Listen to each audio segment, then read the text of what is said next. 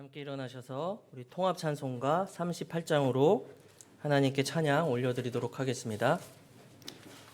통합 찬송가 38장입니다.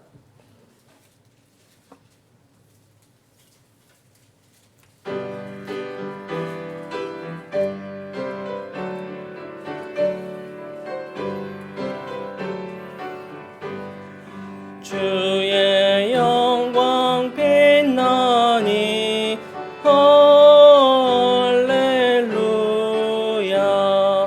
성도들은 주 앞에 할렐루야. 왕좌 앞에 천사도 할렐루야.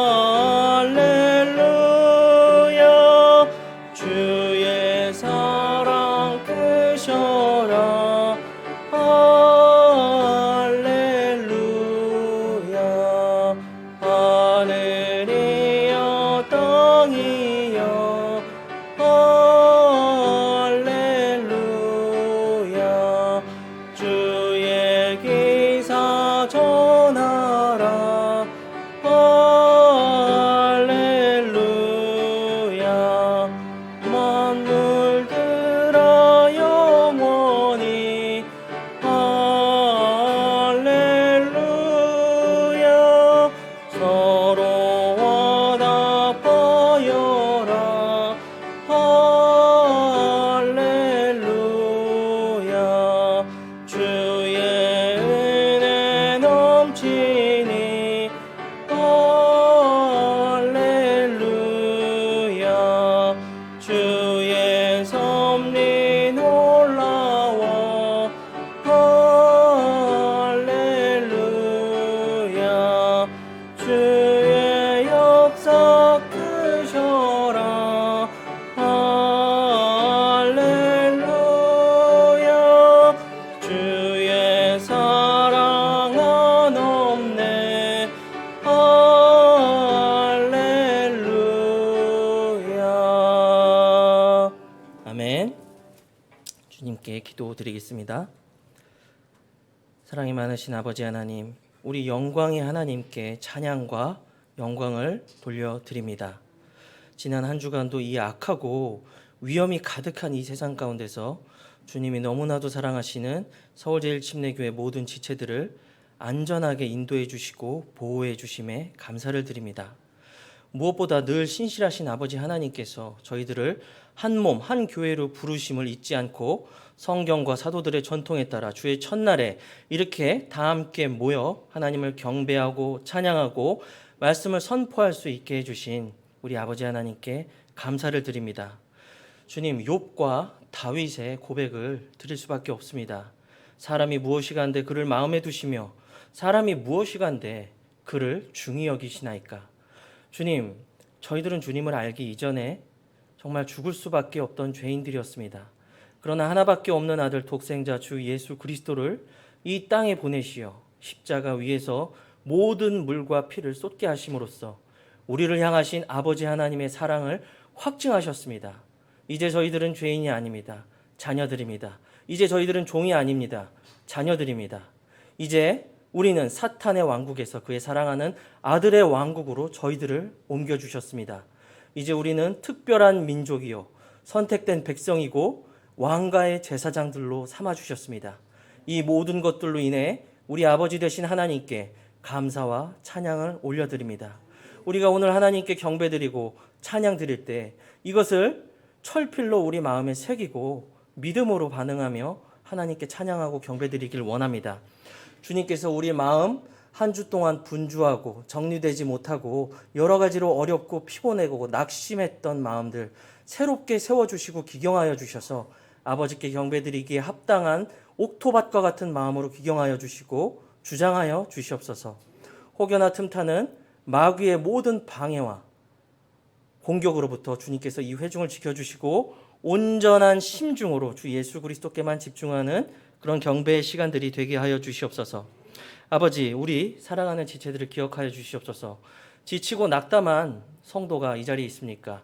주님, 독수리가 날개치며 올라가는 듯 새 힘을 허락하여 주시고 자기 힘을 회복하게 하여 주시옵소서. 몸이 아픈 지체들 있습니까? 주님 늘 기도하듯이 주님의 못자국난 손을 얹으셔서 치료의 능력을 발하여 주시옵소서. 또 해결되지 않는 문제를 가지고 나온 지체들이 있습니까? 주님 정말 그들의 삶에 열린 문을 두셔서 모든 환경을 주님께서 주관하심을 알게 하여 주시옵소서. 무엇보다도 이 모든 것들을 얻기에 합당한 믿음들 허락하여 주시고 이 시간이 그러한 믿음들로 성장해가는 복된 경배의 시간이 되게 하여 주시옵소서. 감사드리며 예수님의 이름으로 기도드립니다. 아멘. 자, 다 함께 앉으셔서 우리 통합찬송가 150장 찬양 드리도록 하겠습니다.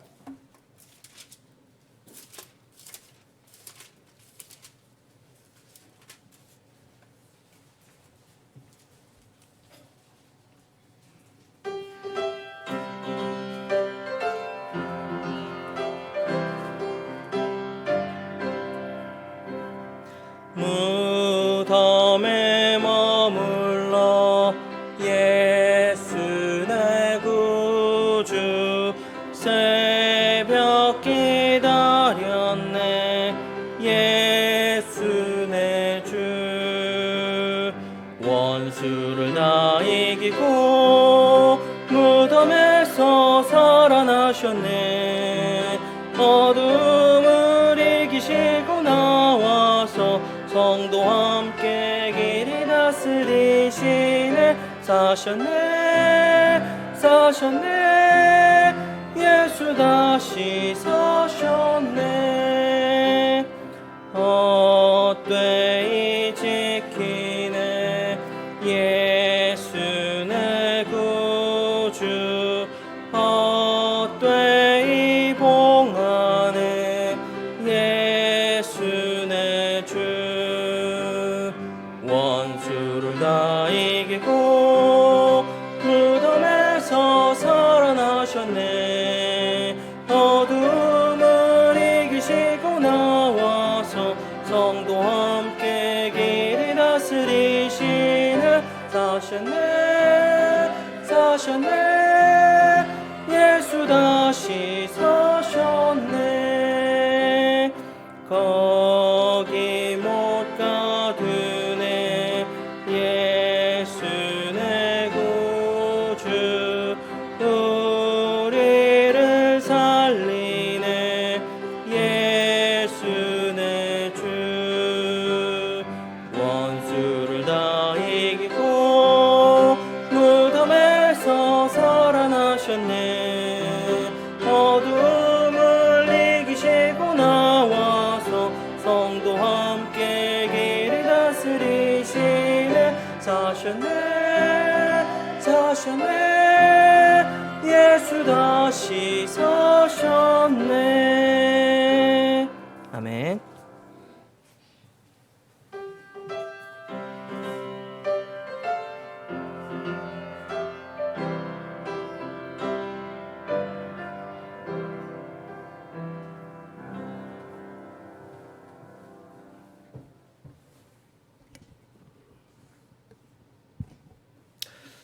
드린 헌물 위에 주님께 올려드리도록 하겠습니다.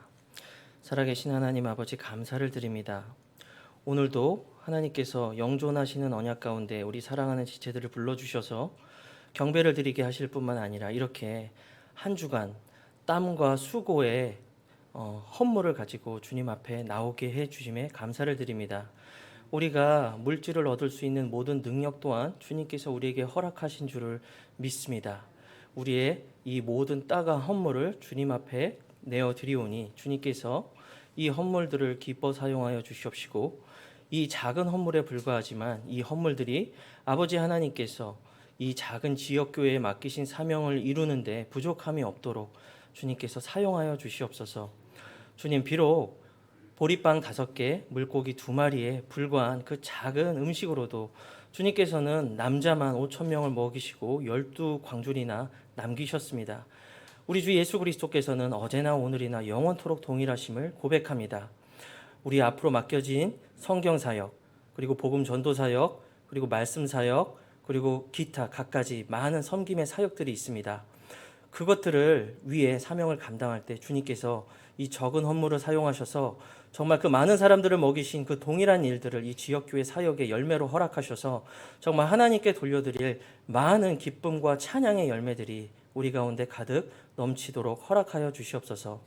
주님, 우리 가운데 정말 마음은 원하지만 드리지 못하는 안타까운 마음을 가진 지체들이 있습니다. 주님, 그 마음을 받아주시옵소서.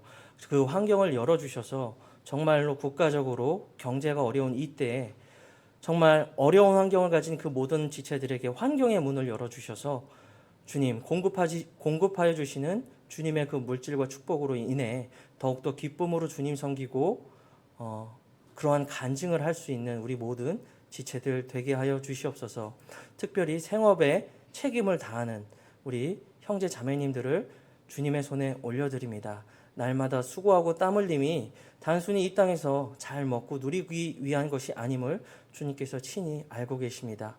주님께서 복을 주시어 그들이 더욱더 하나님의 교회를 섬기고 맡겨진 가족을 부양하기에 부족함이 없도록 모든 삶과 환경을 주관하여 주시고 모든 삶의 길에서 활로를 열어주시고 그리고 사업장과 일터에 더 많은 복을 허락하셔서 주님, 이 어려운 때에 도리어 하나님을 섬기는 사람으로서 복을 얻는 그런 간증들이 우리 안에 넘치게 하여 주시옵소서. 주님, 오늘 설교자에게 갑절에 두 몫의 영을 허락하셔서 선포되는 모든 말씀이 양날 달린 어떤 검보다도 예리한 칼이 되어 회중의 마음과 심정에 드러난 모든 의도들을 드러내고 또한 하나님의 말씀의 양식으로 제공되는 그런 복된 시간이 되길 원하오니 주님께서 이 예배 첫 시간부터 마지막까지 주관하여 주시옵소서. 감사드리며 예수님의 이름으로 기도드립니다. 아멘.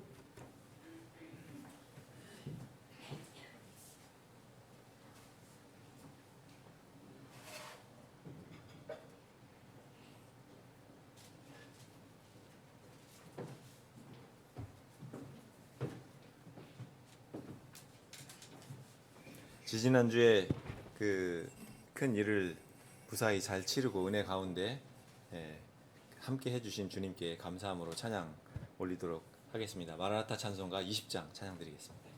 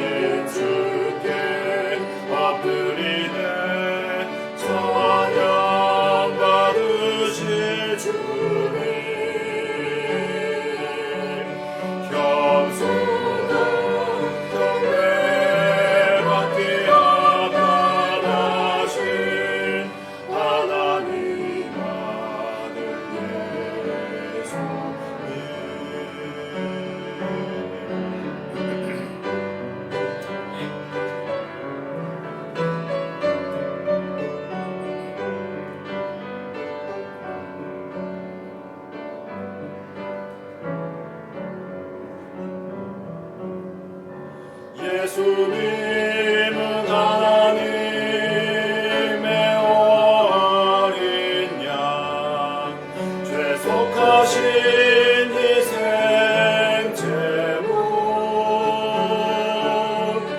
모든 것 다스리는 통치자, 다시 오신 주 그리스도,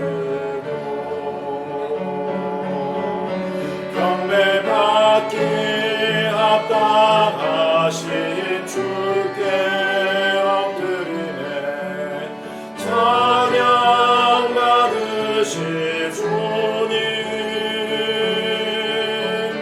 겸손한 경배 받기 합당하신 하나님 아들 예수님.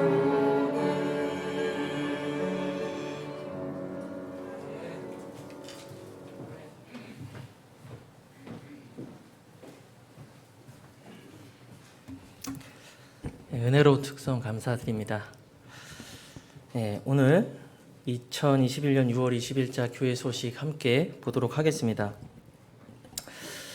이제 계속 백신 접종이 계속 빠르게 진행되고 있는 것 같아요. 그래프 보니까 또 죄송합니다. 발음이 이게 수직 상승으로 이제 막 계속 상승하고 있더라고요. 그래가지고 이제 빠르면은 진짜 제한이 우리가 생각하는 것보다 이르게 풀릴 수도 있을 것 같습니다. 지난주에 광고 드렸지만 우리가 이 코로나가 이제 제한이 풀릴 때 이제 원활히 예배하고 찬양할 수 있도록 각 부서 우리 부장님들은 지금부터 미리 기도로 준비 부탁드리겠습니다. 자, 두 번째입니다. 그리고 지금 출간을 앞둔 이제 성경 사역이 있습니다. 이제 점점 이제 출간일이 다가오고 있는데 여태까지 기도를 조금 못 해주셨다 생각하시는 분들은 마지막에 집중해서 기도해 주시면 될 것 같아요. 이제 마지막에 이제 실수하지 않고 정확한 번역으로 아름다운 성경이 돼서 출간될 수 있도록 기도 부탁드리겠습니다. 그리고 세 번째입니다. 세 번째는 제가 좀 특별한 시간을 가지려고 합니다. 우리 김희정 자매님 결혼식 소식인데요. 우리 김희정 자매님 이제 곧 앞둔 결혼을 축하해 주시기 위해서 우리 어르신 대표로 우리 김양춘 어르신께서 나와서 구행시를 준비하셨다고 합니다. 구행시를 준비하셨고, 예? 칠행시를 준비하셨다고 합니다. 그래가지고 예, 우리 잠깐 어르신 모시고 우리 선물도 준비하셨다고 하네요. 그래서 우리 어르신 모시고 우리 잠깐 낭송하는 시도 듣고 우리 축하하는 축하말 인사도 함께 듣도록 하겠습니다.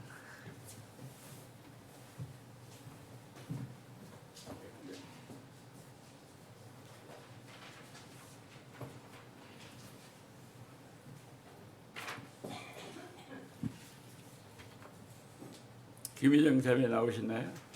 네, 나오셨습니다.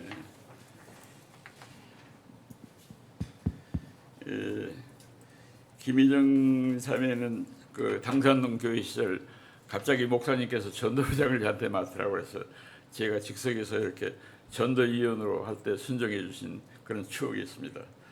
또 이번에 그 혼배를 하게 된 신랑은 제가 대신 그룹을 계속 감사를 많이 했는데 거기에 모범 사원으로 있는 그런 인연이 있습니다. 그래서 갑자기 코로나 때문에 가지도 못하고 그래서 성경에 실자가 아주 완전 숫자. 그래서 김희정과 신부 조정인 혼배 축하 구행시를 하겠습니다. 제가 운을 띄우도록 하겠습니다. 이 전체 미리 제가 띄울 운을 한꺼번에 말씀드리면 김희정과 조정익 혼배입니다. 이제 김희정 자매님하고 배우자 되실 분 이름을 섞어서 준비하셨는데 제가 운을 띄우도록 하겠습니다. 김치떡이 잘 익은 김치를 맛있게 발효시키듯이 희생 봉사의 배그 전사로 주님과 동행한 김희정 자매는 정성과 사랑이 넘치는 예비 신부 성도 김희정으로 관연이 차서 주님이 섭리해 주신 신랑은 조정익 성도라네. 조력이 넘치는 신랑과 백년해로 하기를 기도하오니 정답게 손에 손잡고 주 예수 그리스도와 동행하소서. 익숙한 부부되어 주님 축복받아 성가정 이루시고 혼자가 아닌 부부의 행복한 가정을 이루기 위해 배려하는 마음으로 서로 사랑하면 주님께서 넘치는 은총 주시리라. 2021년 6월 26일 김희정 자매의 혼배를 서울 제1침례 성도 모두가 축하 기도합니다. 아멘. 우리 김희정 자매님 잠깐만 앞으로 나와 주시겠습니까?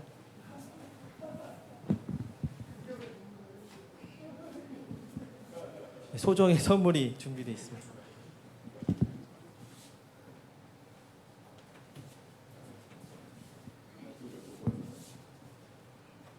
예, 어르신들이 그 결혼식장 못 가니까 어르신 몇 분이 이렇게 그 축의금을 마련해서 드립니다.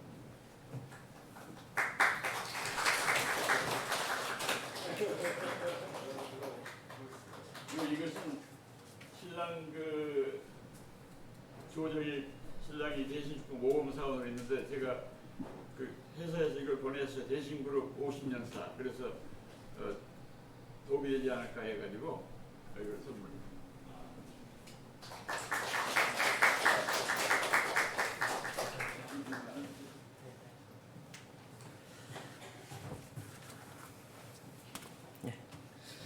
우리 어르신 너무 감사드립니다. 아침에 어르신을 모시러 갔는데 갑자기 어르신 머리에 기름을 바르고 나오셨더라고요.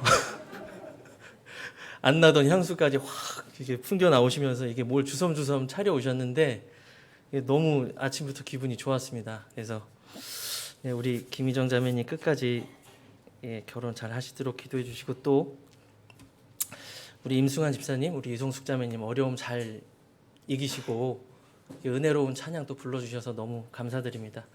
계속 기도하겠습니다. 네, 다 하나님의 은혜인 것 같아요. 이거 한 가지만 마지막 저도 같이 제가 나왔으니까 대표해서 읽어드리겠습니다. 2021년 6월 26일 김희정 자매님의 혼배를 서울 제일침례 성도 모두가 축하 기도합니다. 축하드리고요. 그 코로나 때문에 다 참석하지 못하더라도 못 가시더라도 생각나시면 기도 부탁드리겠습니다. 그리고 성경 암송 구절 다 같이 합독하도록 하겠습니다. 자, 시작. 왕국의 이 복음이 모든 민족들에게 증거가 되기 위해 온 세상에 선포되리니 그제야 끝이 오리라. 마태복음 24장 14절 말씀. 아멘.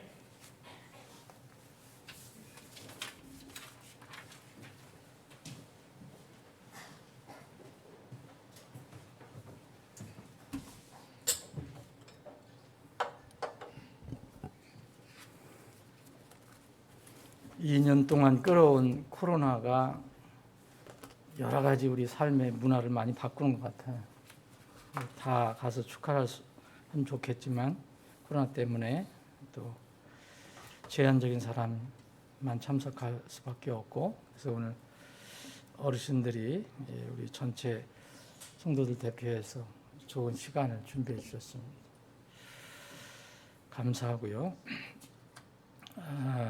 그리고 광고 지금 다 드렸지만 추가로 말씀드리면 지금 성경이 공적 성경이 이제 정확한 때는 주님만 정하신 거지만 이제는 거의 마무리 단계가 아닌가. 그런데 여러분들이 아시는 것처럼 이거는 사람의 노력으로만 되는 게 아닙니다. 이 하나님이 정말 도와주시지 않으면 이게 큰 어려움이 될 수도 있어요. 왜냐하면 이건 한번 인쇄를 하면은 수천만 원이 들어가잖아요. 이제 실수를 하면은 큰일이잖아요. 쓸 수가 없으니까. 그래서 정말 이건 기도를 해야 됩니다. 그래서 이 조그마한 실수라도 나오지 않도록 정말 하나님께서 이렇게 쓰실 수 있는 성경이 될 수 있도록 여러분들이 마무리 막바지 기도로 좀 지원을 해 주셔야 될 것 같습니다. 오늘 여러분들이 이제 돌아가실 때 점심으로 대용 떡을 준비했습니다. 이게 임승환 집사님, 이송숙 자매님 가정이 떡을 준비했으니까 우리 드시고 또 기도로 지원해 주시기 바랍니다. 자, 168장 우리 서로 사랑하는 지체들을 생각하면서 앞뒤 좌우 지체들 서로 인사 좀 나누시죠.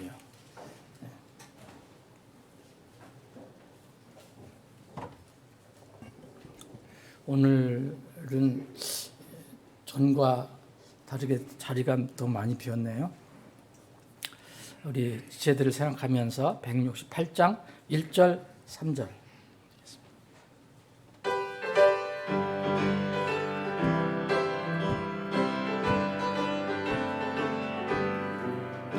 하나님의 나팔 소리 전지진동할 때에 예수 영광 중에 구름 타시고 천사들을 세계 만국 모든 곳에 보내어 구원 얻은 성도들을 모으리.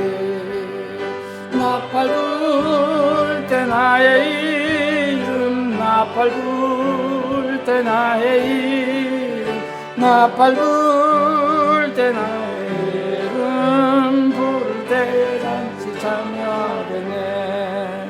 무덤 연시 오실 날을 우리 알 수 없으니 항상 기도하고 깨어 있어서 기쁨으로 보좌 앞에 우리 나가서 그때까지 참고 기다리겠네.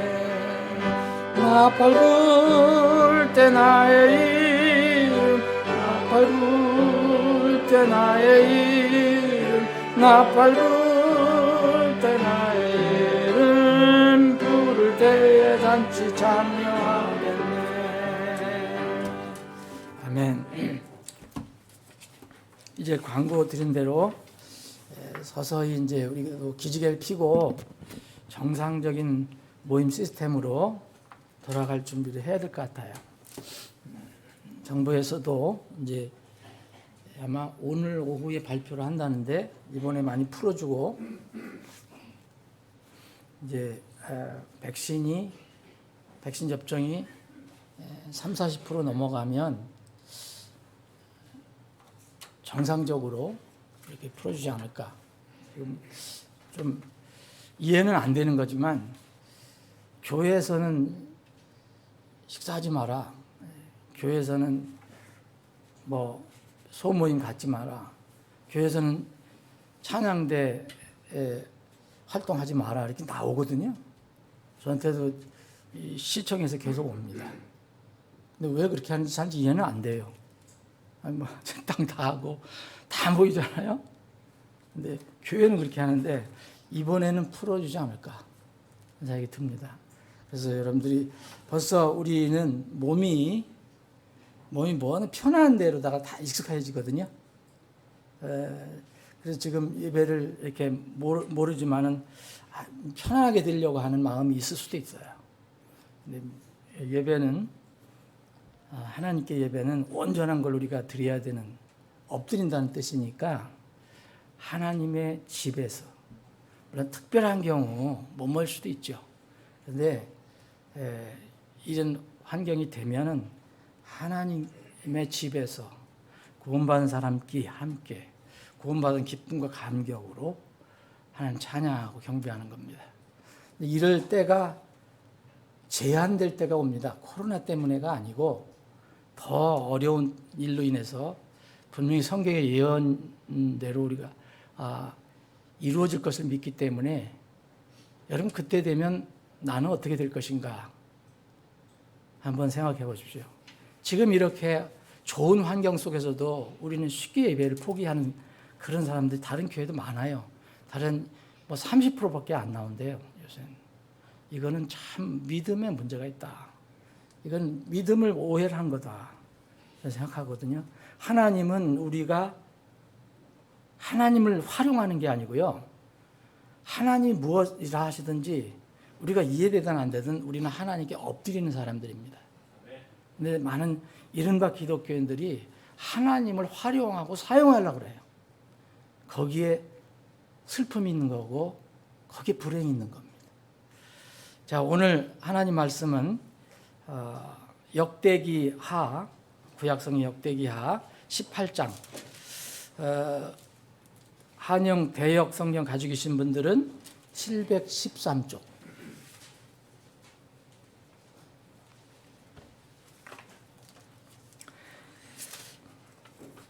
이 전에도 한번 우리가 살펴본 그런 내용이고 또 여러분들이 이 사건을 잘 알고 계세요. 그래서 오늘 이 사건을 다시 한번 보고 이 사건에서는 이 여호사밧 왕에 관한 사건인데 이 사건은 여러 가지 교훈을 우리가 얻을 수 있는데 오늘은 한 군데에서만 좀 교훈을 얻어볼 생각입니다. 역대기하 제가 읽겠습니다. 18장 28절. 이에 이스라엘 왕과 유다 왕 여호사밧이 라못 길르앗으로 올라가니라. 이스라엘 왕이 여호사밧에게 이르되 나는 변장을 하고 싸움에 가려 하거니와 당신은 당신의 의복을 입으소서 하고 이처럼 이스라엘 왕이 변장하고 그들이 싸우러 가니라.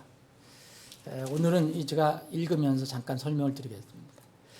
이 사건은 뭐냐면 그때 남북이 갈라진 그런 상태였습니다.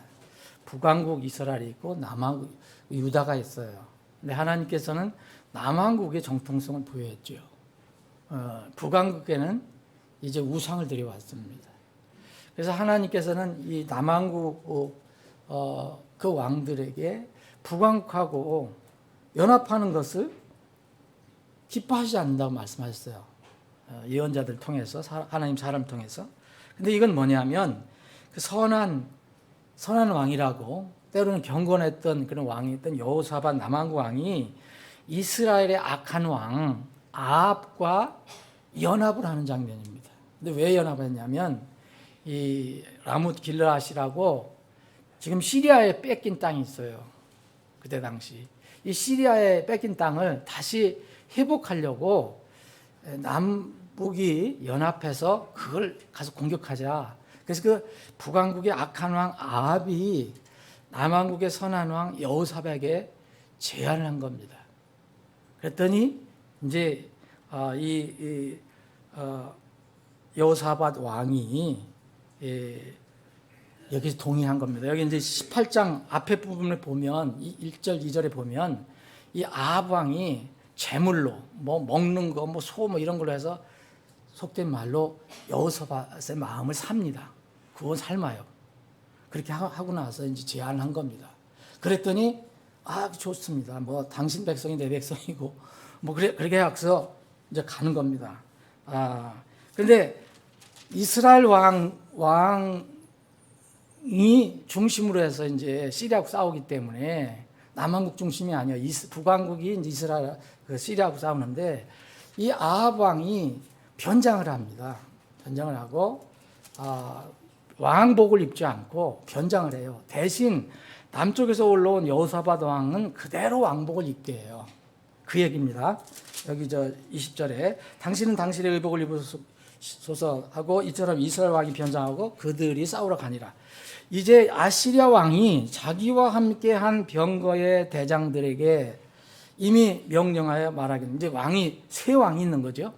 남하고 여호사밧 왕이 있고 북왕국 아합 왕이 있고 시리아에 왕이 있습니다. 이 말하기를 너희는 작은 자나 큰 자와 싸우지 말고 오직 이스라엘 왕과 싸우라. 사실은 밑에서 남왕국 왕이 올라왔는지 모를 수도 있어요. 시리아에서는. 그러니까 이스라엘 왕 잡아라. 조무래기 잡지 말고 왕만 잡으면 이기는 거니까. 그런 얘기입니다. 그래서 이제 31절 병거의 대장들이 여호사밧을 보고 이르되 근데 여호사밧을 봤어요. 전장에서. 왜냐하면 의복을 왕복을 입고 갔잖아요. 아합은 왕복을 입고 간 게 아닙니다. 변장을 했기 때문에. 근데 그들이 보고 이 사람은 이스라엘 왕이라 이 유다 왕인데 이스라엘 왕이라 하니라. 그러므로 그들이 그를 둘러싸고 싸우려 했으나 여호사밧이 크게 소리를 질렀더라. 그러니까 이 이스라엘 왕인 줄 알고 전부 달려붙어가서 죽이려고 잡으려고 이렇게 했더니 정말 여호사밧이 이제 위기에 닥친 거예요. 그랬더니 이 왕이 채통불구하고 소리를 지른 거예요. 아마 무슨 소리를 질렀을까요, 여러분? 성경에 안 나왔습니다. 여러분 마음대로 한번 상상해 보십시오. 나 살려주시오 했던가, 나 살려라 했던지, 난 이제 죽었네 맞던 소리를 크게 질렀어요. 그렇죠? 그랬는데 하나님께서 그것을 들으시고 도와주셨습니다. 자, 비르니 주께서 그를 도우시더라. 하나님께서 그들을 움직이사 그에게 떠나게 하시더라. 하나님께서 그들의 마음을 움직였어요. 누구? 이 시리아 군대들의 마음을 움직였어요. 그 떠나게 합니다. 자기 힘으로 떠난 것도 아니에요. 그 병거의 대장들이 그가 이스라엘 왕이 아닌 줄을 알고 그를 쫓는 일을 그치고 돌아가더라. 왕복을 입었는데 소리 지르고 막 살려달라고 하니까 나 죽었네, 뭐 큰일 날래 하니까 하나님께서 그 마음을 움직여 주셔서 병사들이 마음 이제 깨닫게 한 거죠. 아, 이스라엘 왕이 아니구나. 우리가 목표로 한 이스라엘 왕이 아니구나. 그래서 돌이킵니다. 다 이제 이스라엘 왕 찾아야 되잖아요. 그래서 어떤 사람이 우연이라고 했는데 이게 되는 대로입니다. 활을 당기더니 이스라엘 왕의 갑옷 이음의 사이를 뚫었더라. 맞았더라. 조금 이제 예를 들면 이해하기 위해서 친히 그러므로 왕이 자기 병거를 모으는 자에게 이르되 내가 부상을 당했어요. 이제 정말 되는 대로 어떤 병사가 시리아 병사가 활을 쐈어요. 그냥 되는 대로 쏜 거예요. 우연이라고 하는데 우연이라는 말은 맞지 않습니다. 하나님이 하시는 말은 하나님이 하시는지는 우연이 없어요. 되는 대로예요. 되는 대로 쐈어요. 그랬는데 놀랍게도 그 화살이 날아가서 그 변장한 바로 아합 왕의 이음새를 뚫고 들어간 거예요. 여러분, 성경이 이렇게 간단하게 기록되어 있으니까 여러분 그냥 지나가지만 그 병사들의 마음을 움직인 것도 하나님, 이 화살도 이용하신 것도 하나님입니다. 내가 부상을 당했을 때 내 손을 돌이켜 나를 군대에서 데리고 나가라 하니라. 그날에 싸움이 더 커졌으나 이스라엘 왕이 자기 병거에 남아 저녁 때까지 시리아 사람들을 막다가 해가 질 무렵에 죽었더라. 아버지 하나님, 오늘도 저희들에게 참 복된 날 허락해 주시고 이렇게 기쁨으로 주님을 찬양하고 경배하게 하시니 감사합니다. 모든 사람이 누릴 수 있는 특권이 아님을 저희들은 압니다. 이 특권이 언제 또 어떻게 될지 저희들은 아무도 모릅니다. 그러나 주님께서 허락하시는 그 환경 속에, 조건 속에서, 시간 속에서 주님을 신실하게 정말 기쁘게 경배하기를 원합니다. 이 시간 말씀을 또 생명 양식을 주심을 감사합니다. 내주하신 성령께서 우리를 깨달음으로 인도해 주시고 주님께서 우리 마음을 부드럽게 해주셔서 이 말씀을 통해서 깨달을 것 깨닫고 결단할 것 결단할 수 있게 도와주시옵소서. 거룩하신 예수님의 이름으로 기도합나이다. 하나님의 자녀들은 앞으로 일어날 한 날을 성경은 기다리라고 얘기하고 있습니다. 또 기다리고 있습니다. 그날은 주님께서 세상을 심판하시기 위해서 다시 오시는 날이에요. 오늘 우리가 찬양 아침에 드린 것처럼 오늘 여러분들 왜 모이셨습니까? 왜 초세기부터 오늘 주일 모입니까? 토요일 다음에 왜 주일날 모입니까? 부활하신 예수님을 기억하고 기념하고 예배하기 위해서 모이는 겁니다. 부활절에만 부활 기념하는 게 아닙니다.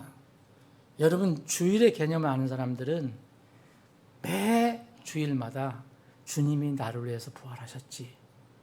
근데 그 부활하신 주님이 내가 다시 오겠다라고 약속을 하셨잖아요.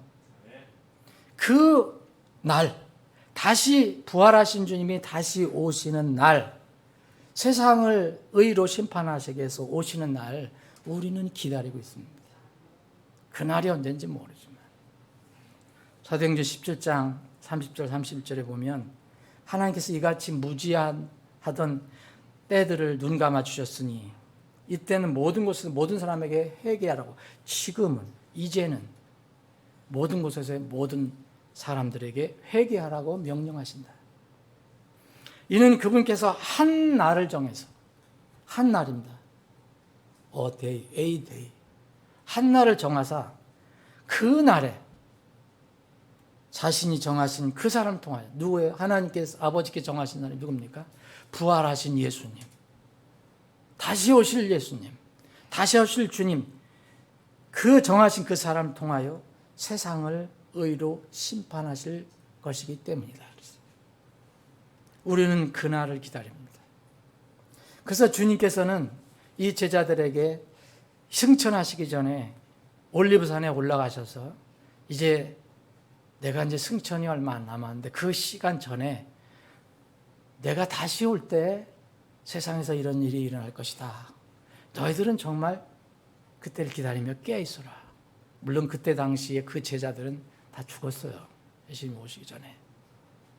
그러나 이거는 모든 제자들에게 주신 말씀이기 때문에 지금 2021년을 살아가는 여러분과 저에게는 정말 꼭 맞는 말씀이 아닌가 생각합니다. 올리브산에 올라가서 말씀을 하셨는데 이것을 이른바 종말 설교라고 합니다. 마태복음 24장. 이 마태복음 24장, 마가복음 13장, 누가복음 21장 이건 다 그렇게 부르죠. 근데 마태복음 24장을 여러분 보시면 이 앞부분은 종말과 마지막이 될 건데 주님의 다시 종말과 함께 주님이 오시는데 어떻게 이런 일들이 어떻게 이루어질 것인가를 보편적으로 설명하고 계세요. 그리고 결론 끝부분에 가서는 권면하시고 경고하십니다. 권면하고 경고하는 깨어 기다리라고 얘기하는 거예요. 그리고 이제 여러분 마태복음 24장을 보시면 거기에다가 덧붙이신 게 있는데 여러분 한번 보시죠. 여러분 한번 참고로 이렇게 보시면 이 뒷부분에 42절부터 44절까지는 권면과 경고입니다. 그리고 45절부터는 하나의 예화를 얘기를 하세요. 그래서 신실한 종과 지혜로운 종과 악한 종의 예를 들어서 악한 종은 기다리지 않고 그냥 마음대로 사는 사람, 주님의 다시 오심이라는 말씀을 약속을 무시한 사람에 관해서 이야기를 함으로 24장은 이제 마무리가 됩니다. 그런데 25장을 계속해서 말씀하세요. 이제 25장을 보시면 25장에 가셔서 이제 하늘의 왕국이라고 말씀해서 하늘의 왕국을 비유를 하셔서 새 비유를 또 얘기를 하세요. 새 이야기. 그럼 잘 아신다며 열처녀 이야기. 다섯 처녀 어리석고 다섯 처녀는 지혜로운 이 열처녀 이야기가 나오고 또 그것이 끝나면은 또 5달란트, 2달란트, 1달란트 멀리 떠나가면서 자기 종들에게 주셨는데 그들이 자기 주인이 올 때까지 어떻게 일을 했는가를 이제 설명해 주시는 그 달란트 비유가 나옵니다.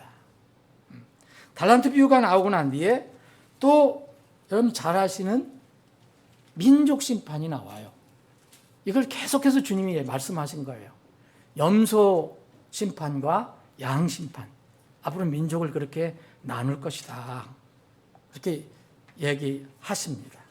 이것으로 이제 25장 끝나고 올리브산 이 종말 설교가 끝나고 26장을 보면 이 말씀 마치고 이제 제자들하고 또 다른 일을 하시죠. 이제 여기 곧 이제 주님께 잡히십니다. 잡히시고 십자가에 달리시고요. 돌아가시고 이제 부활하시고 승천하신 하게 됩니다.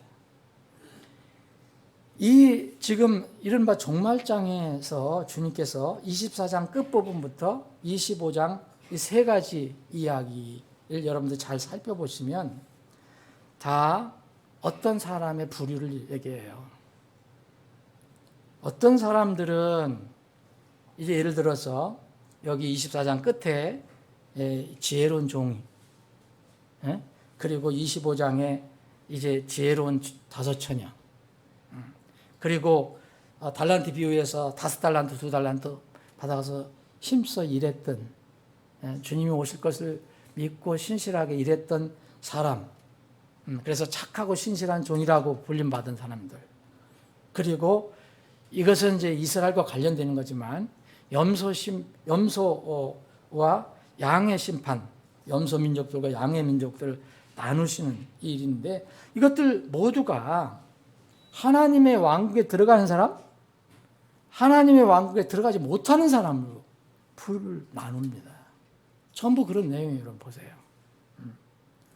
하나님의 왕국에 들어가지 못한 사람은 왕국 바깥으로 쫓겨나서 슬피 울면서 이를 간다고 얘기해요. 그리고 심지어 마태복음 25장 거기에 그 염소 왕 심판 여기에 보면은 41절에 보면 마귀와 그 천사들을 위에서 예비한 그 무서운 영존한 불로수에 들어간다라고 말씀을 하십니다. 여러분, 이것이 주님께서 이제 바로 이제 죽으시고 부활하고 승천하시기 전에 제자들에게 마지막으로 마지막 때에 관해서 말씀해 주신 겁니다. 그래서 이것이 분명하기 때문에 많은 사람들이 예수님이 언제 오실 것이냐에 대해서 많은 관심을 가지고 여러 가지 주장을 하고 또 나름대로 연구도 하고 뭐 공부도 하고 하는 것 같습니다. 근데 예수님께서 항상 하신 말씀은 포인트가 어떤 때와 시기가 아니라 그 날짜가 아니라 그런 것이 분명히 오기 때문에 결론적으로 여러분들 결론을 보시면 뭐가 결론인지 여러분 아시잖아요. 여러분들 국어 공부를 하시면 알잖아요. 근본적으로 문단을 나눠서 해설하면 결론은 알잖아요. 결론은 이렇게 늘 결론을 깨어서 준비하라. 내가 반드시 온다. 이거거든요. 근데 사람들은 자꾸 이건 제쳐놓고 궁금한 거, 자극적인 거 이런 것만 찾아서 때가 어떨까? 그때가 어떻게 될 것인가? 이런 것을 많이 생각합니다. 인간이니까 그럴 수도 있습니다.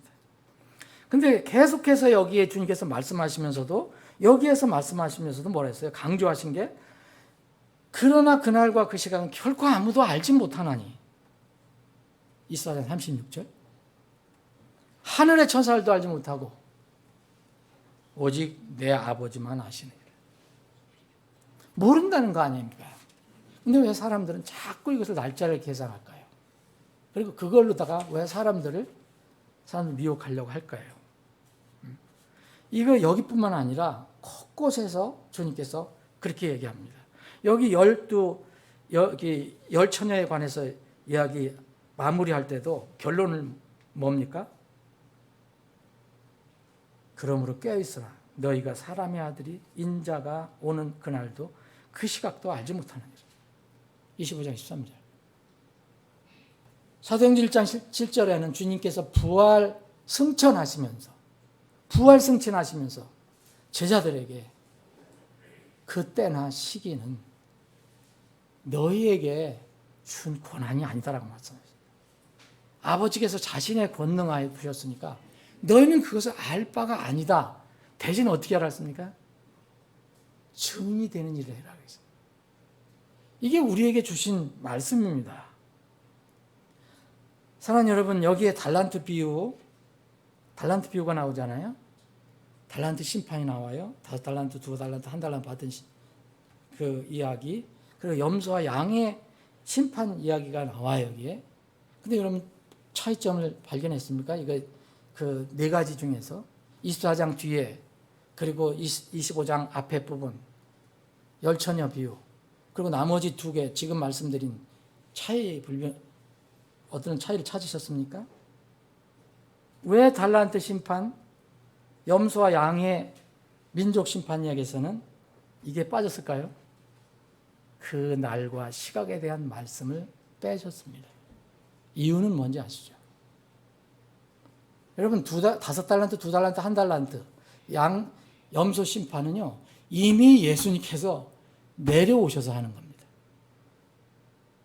이것은 이미 내려오신 거예요. 이미 우리 앞에 오신 거예요. 근데 무슨 그 교훈이 필요합니까? 근데 열처녀 비유까지는 뭔지 아시죠? 열처녀는 뭡니까? 지금 신랑을 올 때를 기다리고 준비하는 사람들이에요. 그러니까 그 날과 시각은 알려주지 않는 겁니다. 여기 앞에 24장 뒷부분에 이 종들도 주인이 언제 올지 모르잖아요. 네? 그래서 여기 계속 얘기합니다. 너 그를 기다리지 않는 날, 그가 알지 못하는 시각에 그 종의 주인이 와서 있잖아요. 어떤 사람들이 여기는 왜 그게 없을까? 예수님이 앞에 와 계신데 그게 무슨 의미가 있습니까? 이미 재림하셔서 심판하시는 내용이시기 때문에 날과 시를 얘기할 필요가 없어요. 주님을 반대하는 마귀는 주님의 진리의 말씀을 훼손해서 사람들이 계속해서 특정 날짜를 계산해 만들어내고 주장하게 합니다. 이에 적지 않은 사람들이 종말의 날과 시에 몰두하게 되어서 어떤 사람은 불안정하고 무질서한 삶을 사는 사람이 있고요. 또 어떤 사람은 극단적인 신비주의나 시한부 종말론에 빠져갖고 결국 여러분들 그렇게 빠지면요, 결국 주님을 위해서 바르게 섬겨야 할 그런 에너지와 시간과 노력을 헛되게 낭비하게 됩니다. 나도 모르게 그렇게 되는 거예요.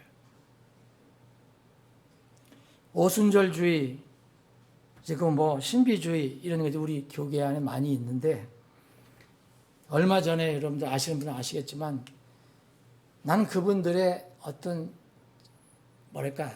진실한 마음, 신실한 마음, 이건 나는 이제 부인하지 않습니다. 내가 그분들 잘 모르지만. 근데 그분들이 항상 이렇게 뭘 예언해 놓고, 그게 또 끝나면 또 다른 예언을 해 놓고, 또 이유를 대고, 이 오순절 이 교회들에서 꽤 알려진 소위 예언자가 있어요. 이분이 얼마 전에 한국에 전쟁이 일어난다고, 그래서 그 전쟁이 일어난다고 너무 강하게 얘기한 것 같아요. 저는 까마득히 몰랐는데 나중에 알았거든요. 예언에 앞서 정말 그렇게 신실하게 믿던 사람들이 성경보다는 사람의 말을 더 따지니까, 예? 재산을 다 정리하고 기다리다가 그날이 왔을 때 아무것도 안 일어나니까 당장 먹고 사는 게 문제가 생겨버리잖아요. 그래서 큰 문제가 됐다는 얘기를 들었습니다. 이런 비성경적인 일이 반복되면 늑대와 양치기 소년의 효과가 일어나는 겁니다. 이건 누가 기대하는 거죠? 이건 마귀가 기대하는 겁니다. 이 늑대와 양치기 소년 효과가 나타나서 사람들이 피로해지고 주님의 다시 오심에 대해서 오히려 더 강박한 마음을 갖게 하고, 그래서 영적인 무기력에 빠져버립니다.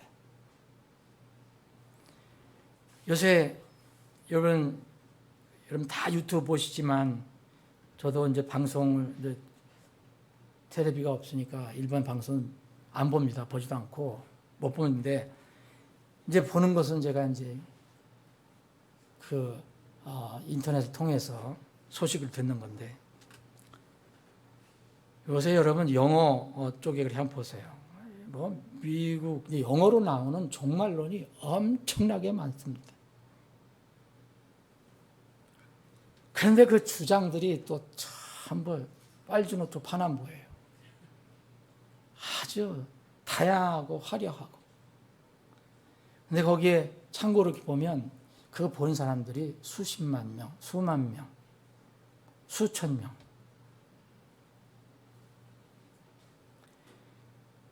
특히 트럼프가 물러나고 바이든이 대통령이 된 후에는 더욱 그러합니다. 뭐 바이든이 뭐 어떻다 어떻게 될 거다 무슨 뭐 그런 예언은 성경에 없습니다. 그건 자유지만. 그런데 어떤 사람은 주님의 다시 오심을 조롱하는 사람도 있어요. 그런데 이와 반대로 극단적인 사람들이 있습니다. 주님의 재림 날짜를 정확하게 예측해 갖고 계산해 갖고 주장을 합니다. 이런 일은 뭐 역사가 시작될 때부터 예수님이 이제 부활 승천한 뒤부터 세계가 바뀔 때마다 일어난 일이에요.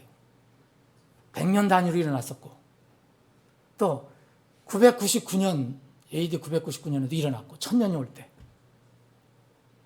1999년에도 여러분들 일어난 거 아시죠?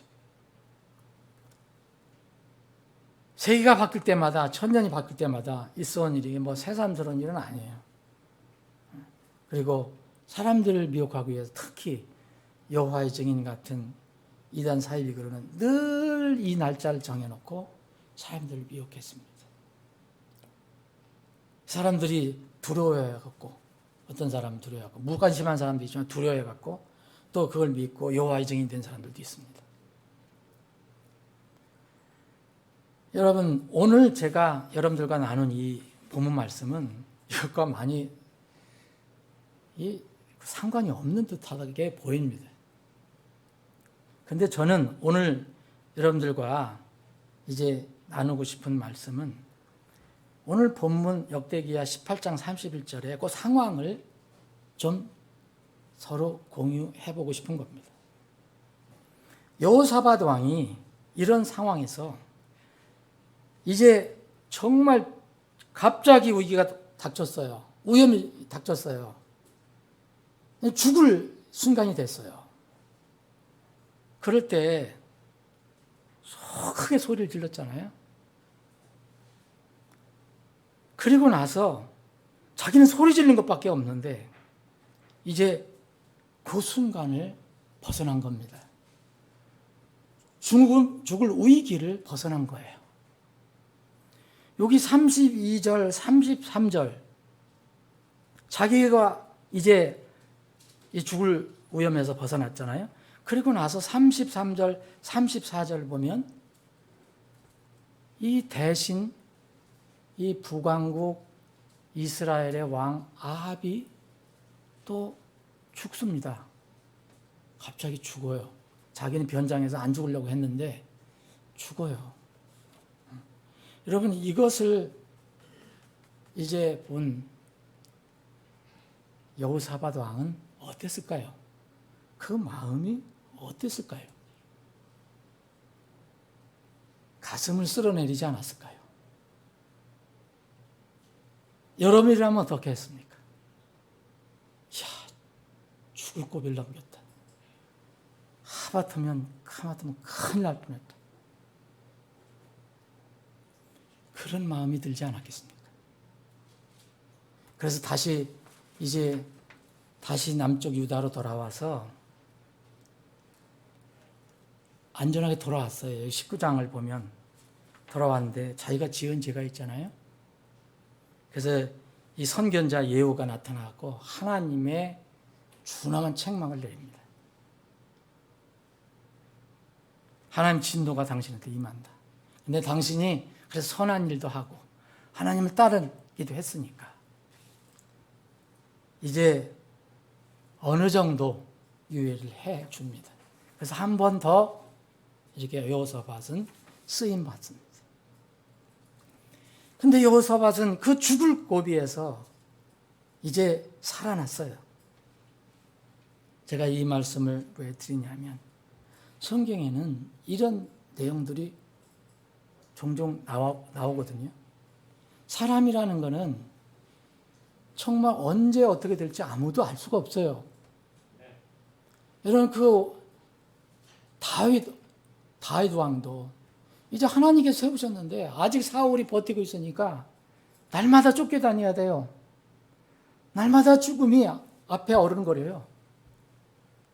사울은 지금 같으면 내가 보니까 조울증, 조현병 환자 아닌가? 그런 정도예요. 갑자기 이 다윗을 좋아했다가 갑자기 다윗 보면은 그게 시샘이 나갖고 또 죽이려고 하고 또 사라지면 또 보고 싶어 하고. 그런데 여러분 이게 여기 그 사무엘상을 읽어보시면 사울 앞에 갔다가 다윗이 죽을 뻔한 것이 여러 번 있었습니다. 최소한 직접 사울이 이 창을, 자기 앞에 있는 창을 바로 앞에 있는 다윗에게 던져버립니다. 죽이려고. 그걸 세 번을 피했어요. 그거 뭐 가까이 있는데 그거 뭐 맞을 수 있겠는데 하나님께서 다 피하게 하셨죠. 이럴 때 다윗은 어떤 생각을 들었을까? 큰일 날 뻔했다. 정말 내가 죽을 뻔했다. 여호사밧이 다윗은 나쁜 짓을 한 것도 아닌데 이 여호사밧 왕은 정말 하나님 기뻐하시 하는 일을 해갖고 죽을 고빌렁했어요. 여러분 요새 종말에 관해서 구체적인 날짜를 정해놓고 많은 사람들을 끌어모으는 사람들이 있습니다. 한국에도 가끔가 나타나고 뭐 미국에는 자주 있습니다. 오늘 한번 여러분들 보시면 여러분 이런 나쁜 사람들이 나쁜 사람이라고 할 수는 없는지 모르지만 하여튼 이런 사람들 때문에 많은 사람들이 어려움을 당해요. 근데 사실은 왜 어려움을 당하냐? 이건 세상 사람들이 아니거든요. 뭔가 믿는다고 하는 사람들인데 하나님 말씀을 믿지 않으니까 그래요. 하나님 말씀보다 사람을 더 따르고 세상의 어떤 환경을 더 따르니까 이런 문제가 생깁니다. 여러분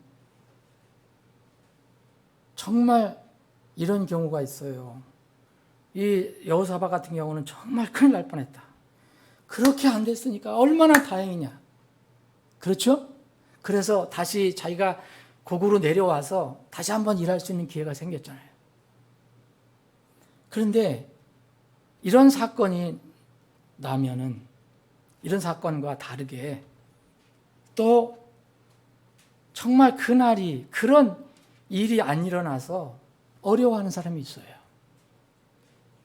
주님의 오심에 대해서 너무너무 간절해서 기다렸는데 그 거짓 대언을 믿고서 기다렸는데 이건 안 왔어요. 절망해요. 낭망해요. 재산 다 팔아버리고 뭐 다 다른 사람들하고 절교도 해버리고 했다는데 여러분 성경에는 주님을 기다리다가 정말 만날 기다리다가 안타까웠던 사람들이 있습니다. 대표적인 사람이 누가복음 2장에 나와 있는 초림주를 기다렸던 시므온입니다. 시므온은 성령 하나님께서 알려주셨어요. 내가 그렇게 그리스도를 기다리니 초림주를 기다리니 내가 죽기 전에는 그를 보리라. 그래서 여러분 누가복음 2장에 보면 성전에서 예수님이 오실 때 그 육신의 부모가 안고 오는 예수님을 만나잖아요. 그래서 내가 하나님 이제 내가 죽어도 좋습니다. 이런 이제 시므온 같은 사람들이 있어요. 근데 이 시므온은 평생 그렇게 했어요. 아, 오늘 내가 뵐 수 있을까? 오늘 만날 수 있을까? 내가 그분 앞에 오늘 설 수 있을까? 주님이 언제 오실까? 이렇게 했는데 또 아니에요. 오늘 자고 나도 또 아니에요. 절망과 낙심이 있었을 것입니다. 그런데 끝까지 기다려서 주님이 정하신 날 그는 만났습니다. 여러분 제가 미국 유튜브를 하나 보다가 예수님이 오시는 날 정확하게 날짜를 공시한 걸 봤어요. 전에도 물론 그런 게 있지만 예수님이 오셔서 공중들림이 일어나는 구체적인 날 시를 주장한 사람들이 그 유튜브가 한두 개가 아니더라고요. 그 날짜는 2021년입니다. 2021년. 여러분들 어느 해에 살고 있어요, 지금? 또 12달 중에서 하필 달은 6월이에요. 지금 우리가 언제 있어요? 6월 달에 있죠. 그 날짜는요, 내가 보니까 16일, 17일이에요. 16일, 17일이라는 이유는 뭐냐면 동서양 날짜가 하루가 틀리잖아요. 그게 유튜브에 아주 크게 나왔어요. 근데 제가 이걸 언제 봤느냐? 언제 봤을까? 지난주 예배를 드리고 월요일인가 봤어요. 그럼 여러분 며칠이에요? 이게 미래잖아요. 며칠 남았어요, 이제 이거. 여러분 이런 걸 보면 어떤 생각이 듭니까? 자꾸 그 머리가 걸리지 않아요? 자꾸 뭐가 걸리죠? 저는 이걸 안 믿지만, 하나님 말씀을 믿지만, 그럼에도 불구하고 어느 때나 오시잖아요. 그렇죠? 그날도 가능성이 있는 거죠. 아닙니까? 근데 사람이란 건 묘해갖고,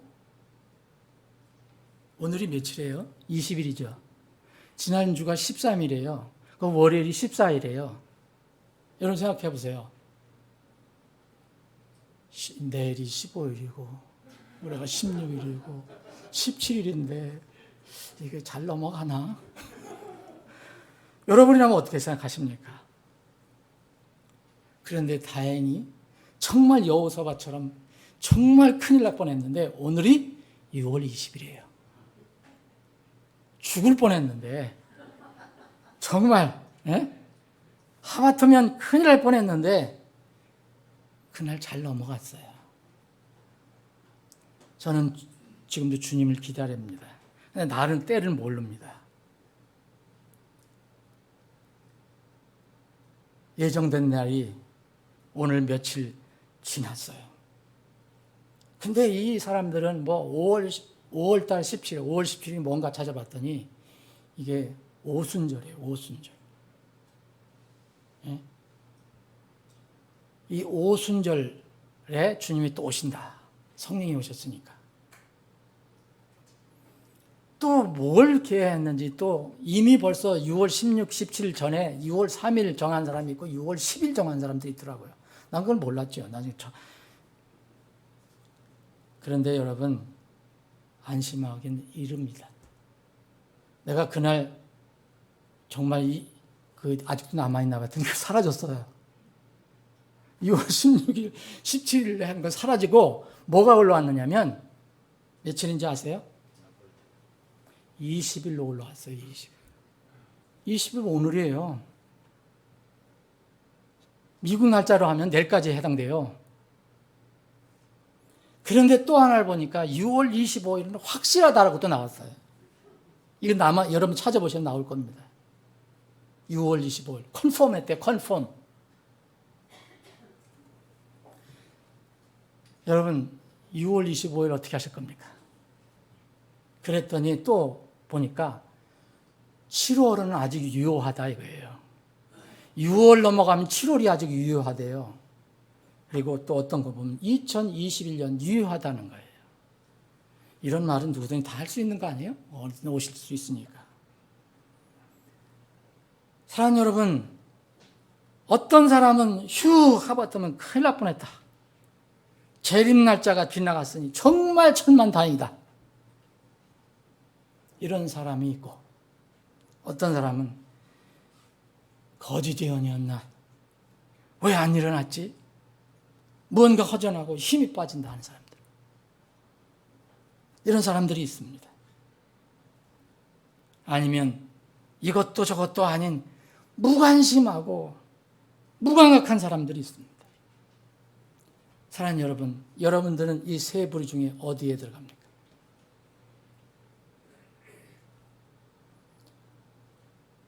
이 세 가지 부류에 들어가는 사람 모두 정말 하나님의 은혜로 큰 복을 받고 있는 겁니다. 언젠가는 그날이 온다고 했습니다. 한 날을 정해놓으셨다고 했습니다.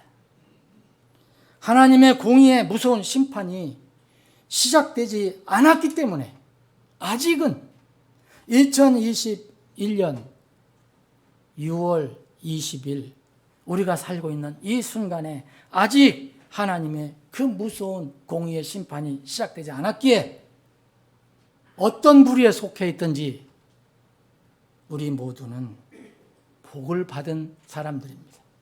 이유는 아직 기회와 시간이 있기 때문입니다. 아직 우리는 살아있기 때문에 소망이 있기 때문입니다. 여러분, 주님께서 오래 참으시는 동안 사람들이 해결해야 할 문제가 있어요. 여전히 해가 뜨고 지고 하는 오늘 이 시점에서 다시 말씀드리면 어느 부류에 속했든지 모두 하나님의 긍휼과 감사, 하나님께 은혜를 감사해야 합니다. 주님이 더디 오시는 것은 우리를 위해 오래 참으시는 것이기 때문입니다. 베드로후서 3장 보면은 주께서 모든 사람이 회개해서 구원받기를 원하십니다. 그렇기 때문에 주님께서 오래 참으신다고 말씀하십니다. 어떤 사람은 주님이 왜 이렇게 늦게 오실까라는 사람도 혹 있을 수 있습니다. 어떤 사람은 무관심하게 오든 말든 그런 사람도 있고 또 조롱한 사람들까지 있습니다.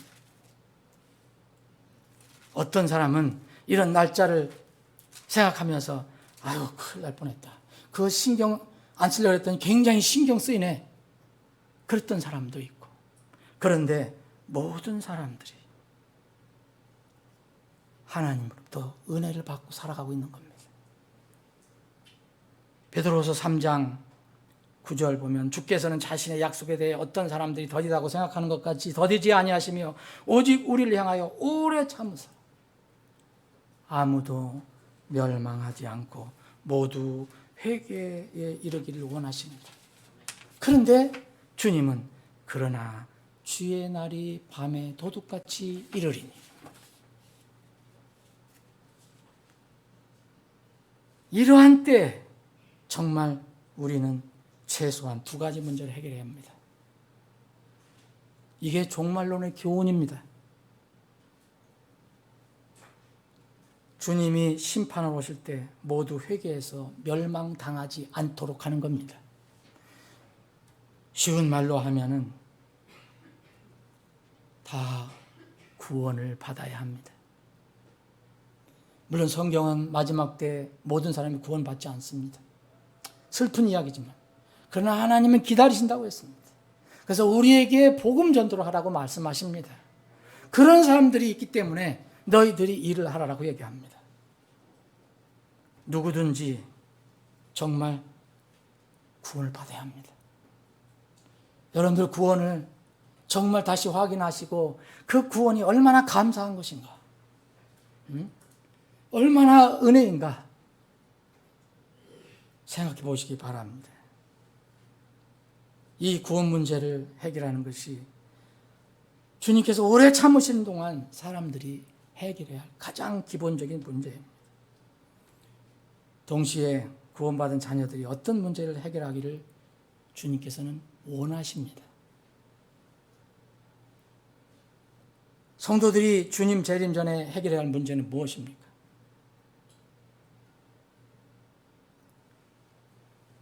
우리가 주님 앞에 흠도 없고 점도 없는 상태에서 화평 중에 주님으로부터 발견되기를 힘쓰라고 말씀하십니다. 이 같은 베드로후서 3장에 보면 베드로 3장 13절 그럼에도 불구하고 우리는 그분의 약속에 따라 의가 거하는 새하늘과 새 땅을 기다리느니라. 그러므로 사랑하는 자들아 너희가 이러한 것들을 기다리나니 점도 없고 흠도 없이 화평 중에 그분께 발견되기를 힘쓰라. 여러분 이것은 구원받은 사람들에게, 하나님 자녀들에게, 주님의 다시 오심을 기다리는 사람들에게 주신 권면입니다. 동시에 경고입니다.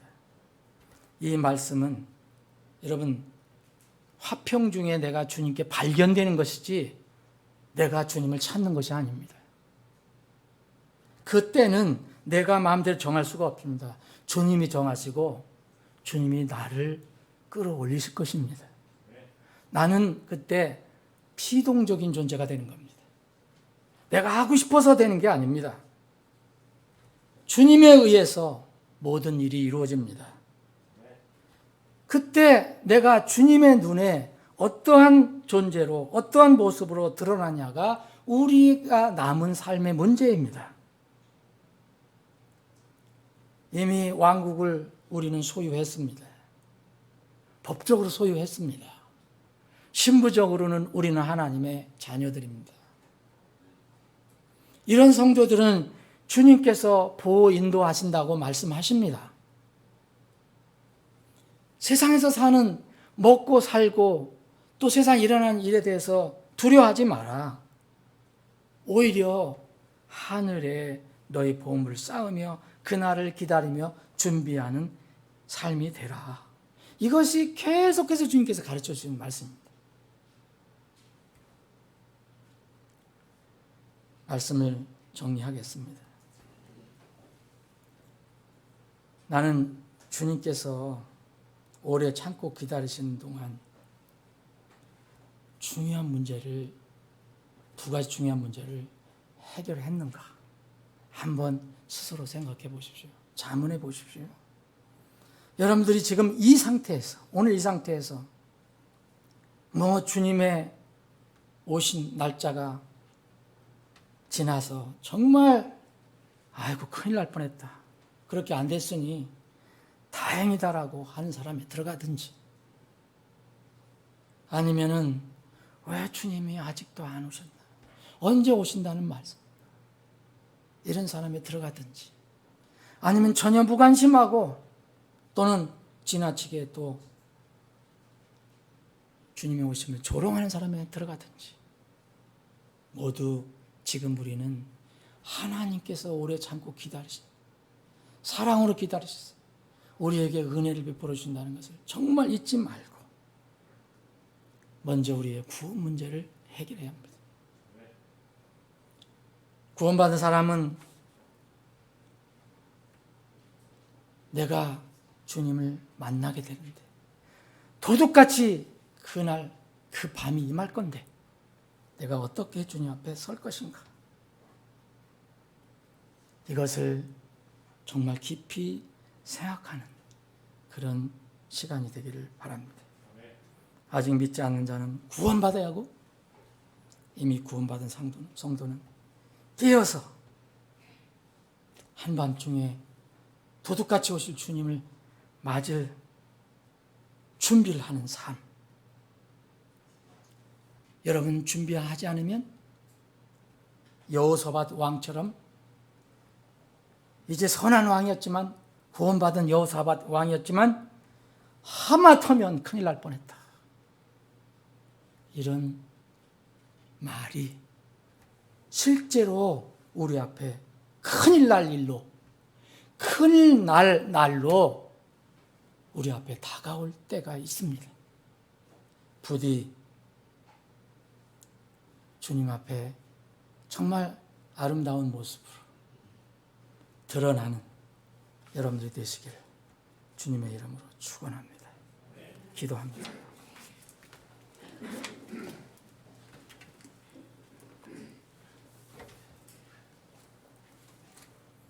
오늘 말씀을 듣는 혼들 중에서 어떠한 방법으로 들으시든지 정말 내가 예수 그리스도를 믿고 내 죄를 다 용서받고 내 이름이 하늘에 기록되었다고 확실히 믿을 수 있는가? 확신하는가?